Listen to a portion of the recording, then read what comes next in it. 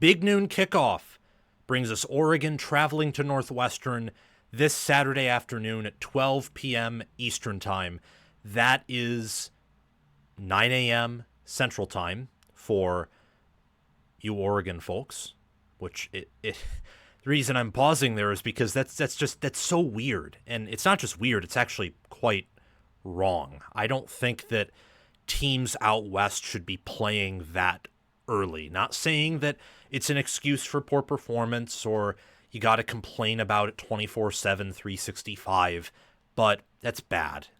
That's not what football's about. Football's about playing within specific constraints and in a game that already has a lot of inequality, and it's part of what makes the game fun is that Alabama gets a bunch of talented players and Boise State doesn't.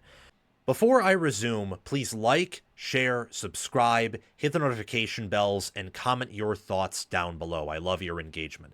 Don't just hit the notification bell for my main channel, hit the bell for any team playlists attached to the video if interested. If your team is not there or you're not interested, please navigate to my home channel page, check out the playlists tab. Your team will be there if it's a Power 4 team, and hit the notification bell so that you can get notified when I cover that specific team. If you want additional content, bonus content, sign up as a paid member of the channel with the appropriate tier. I also give priority reply to members.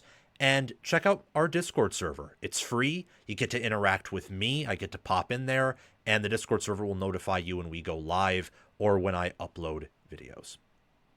You got to make sure you do have some restraints that at least protect teams and make life easier for them.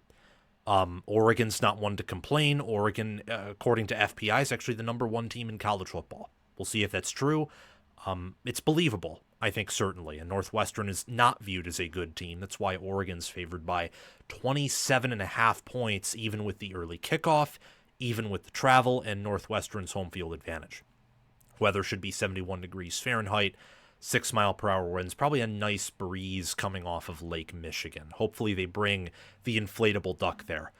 The only reason to talk about this game in a preview sense is to discuss what could Northwestern's path to victory or path to making the game uncomfortable for Oregon look like. We know that Oregon's the better team. That's why their points per play margin is a 1.065. For every one play Oregon runs, they score one more point than their opponent, than one of their opponent does on the plays they run.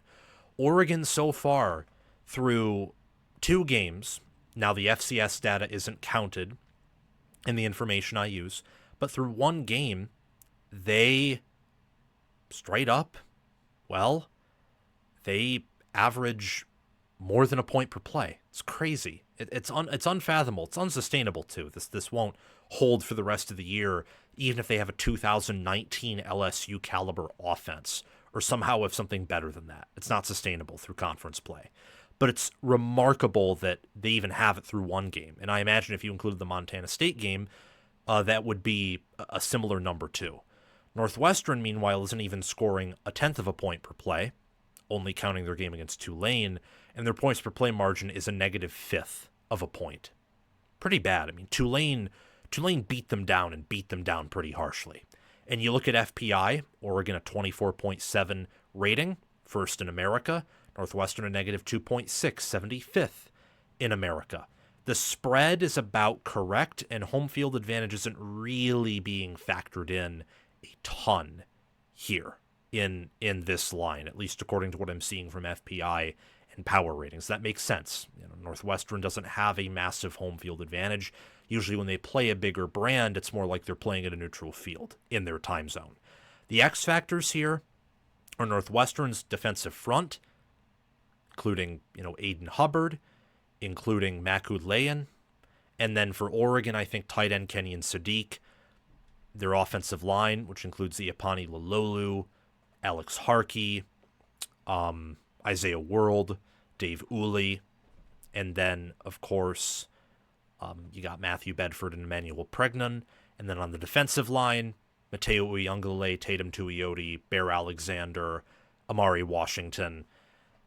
Northwestern's the inferior team. They're basically 4 touchdown underdogs. So how in the heck are they going to even hope to survive here? Well, if Oregon doesn't play its A game, and we've seen these ex-Pac-12 teams in the Big Ten, when they go on the road, life gets rough, and they don't play their A game. I cannot count a single time last year where any of those teams on the West Coast went out to the East and played their A game. Same actually with the East Coast teams going out to the West Coast. I haven't seen that. I mean, it's no coincidence that Ohio State goes out to Autzen last year and their defense is shooken up. Their O-line is committing false starts left and right even when they were healthy and Simmons didn't go down, and why Howard and parts of their offense looked gassed and frightened. Like, that time change and travel and then playing a good team on top of that is hard. Now, Northwestern's not a good team, but what if they come out and they play like it for a bit and they shock Oregon and Oregon isn't prepared to be shocked? Well, I think that is where you begin to lay down the storyline for how Northwestern pulls off an amazing upset, or they hang around for a half or 3 quarters and maybe Oregon pulls away and still covers. But at least some people are saying, hey, I know Oregon won 45-10, but it was 24-10 or 17-10 late in the third quarter. Like, Oregon may have some issues here that we have to pay attention to. That's how you get down to that path. And some other things that all really have to go Northwestern's way for them to win. You're talking about motivation. Northwestern has to be entirely motivated here, and Oregon can not come in viewing themselves as the hunter. Or maybe they do, but they're really viewing this as a business trip to relax. You can't have Oregon going on heat-seeking missile mode. It's part of the reason why I think David Braun was so